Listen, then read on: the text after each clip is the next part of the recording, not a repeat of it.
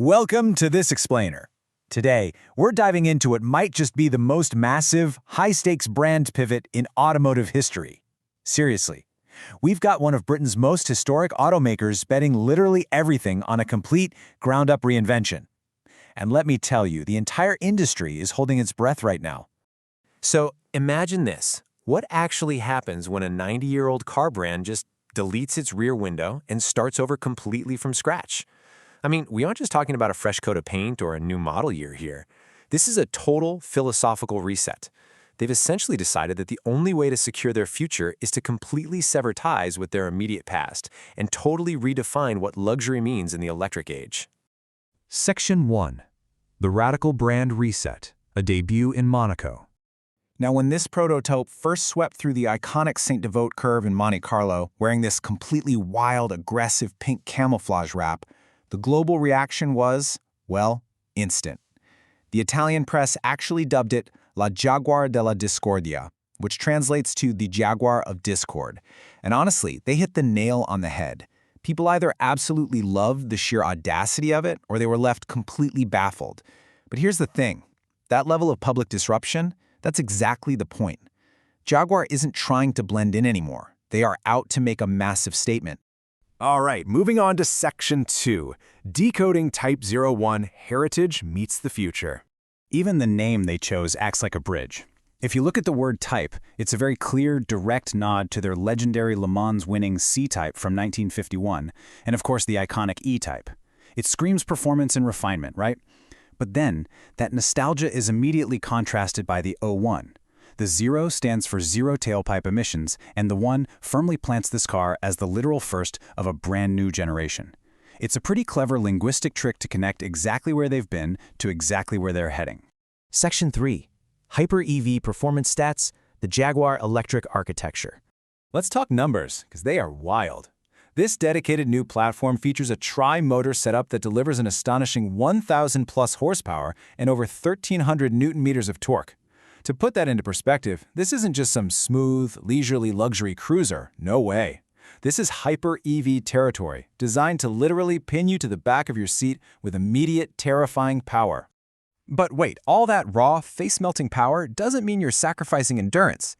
They're targeting a highly competitive WLTP range of up to 478 miles on a single charge. So this Grand Tour actually has the legs to do proper cross-country touring. You don't have to deal with that constant dread of range anxiety creeping in on your trip.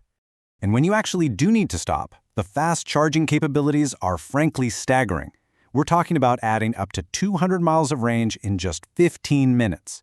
So basically, by the time you pull over, stretch your legs, and grab a quick coffee, the car is completely ready for another few hours on the highway. Now, what's really cool is that this performance isn't just theory drawn up on a whiteboard. Jaguar is taking their championship-winning experience directly from Formula E racing and putting it straight onto the road. We're talking track-tested software for all-wheel drive, super-efficient, fast-switching silicon carbide inverters, and advanced regenerative braking, all baked right into the Type 01. It's just a fantastic example of motorsport research successfully trickling down to the cars we can actually drive.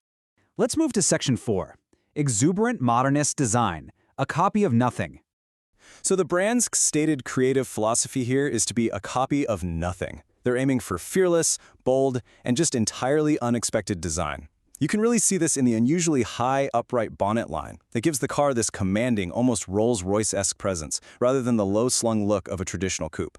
But okay, the real controversy? That sculptural rear with absolutely zero rear glass. None. It relies entirely on hidden, deployable cameras. Impartially speaking, it's a calculated risk. It has definitely alienated some traditionalists who miss those old Jaguar curves, but it is absolutely thrilling fans who are craving genuine, unadulterated disruption. Let's head inside for Section 5, Multisensory Luxury Interior, Beyond Traditional Luxury. Inside the cabin, they've completely tossed out typical automotive plastics and standard wood veneers. Instead, they brought in these incredibly dramatic architectural materials. Just imagine a 3.2-meter raw brass spine running the entire length of the interior, and floating seats anchored by actual, natural travertine stone. Yes, you heard that right, literal heavy stone placed inside a luxury car.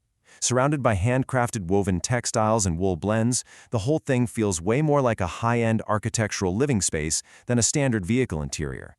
And you have to hear about this one feature tying the room together. It's called the prism case. Basically, you can drop physical, natural material totems, made of things like alabaster, brass, or travertine, right into the center console, and the car physically reacts to your choice. It alters the interior lighting, adjusts the acoustics, and even changes a custom scent being pumped into the cabin. It is a highly tactile, deeply personalized way to totally control your atmosphere and engage all your senses. Which brings us to Section 6, the electric gamble. Will it pay off? The sheer audacity of this entire business strategy has generated a literal tsunami of global attention. And here is the brilliant, calculated gamble at play.